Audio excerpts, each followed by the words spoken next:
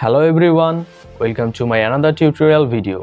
আজকে আমরা দেখব কিভাবে কোনো ইমেজের ব্যাকগ্রাউন্ডকে রিমুভ করা যায় কোনো অ্যাপ্লিকেশনের সাহায্য ছাড়া।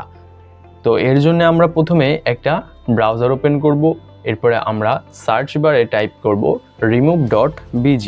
আমি এখানে লিখে দিচ্ছি remove.bg।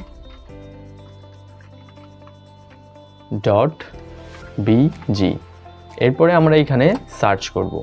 সার্চ করার পরে আমাদের সামনে এরকম একটা ইন্টারফেস আসবে। তো আমরা এখানে আপলোড ইমেজে ক্লিক করে দিব। আপলোড ইমেজে ক্লিক করার সাথে সাথে আমাদের এখানে ফাইল ম্যানেজারটা ওপেন হয়ে যাবে। ফাইল ম্যানেজার ওপেন হওয়ার পরে আমরা যেই ইমেজের ব্যাকগ্রাউন্ডটা রিমুভ করতে চাচ্ছি সেই ইমেজটাকে এখান থেকে সিলেক্ট করব। সিলেক্ট করে আমরা ওপেনে ক্লিক করব। যখন আমরা ওপেনে ক্লিক করব তখন এটার ব্যাকগ্রাউন্ড রিমুভ হয়ে কাজ শুরু হয়ে যাবে। তো আমরা এখানে একটু ওয়েট করব।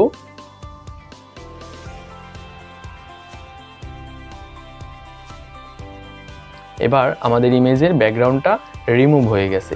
আমরা চাইলে এখানে এই ইমেজের পেছনে অন্য কালার ব্যাকগ্রাউন্ড অথবা গ্রেডিয়েন্ট ব্যাকগ্রাউন্ড ইউজ করতে পারি। এর জন্য আমরা অ্যাড ব্যাকগ্রাউন্ডে ক্লিক করব।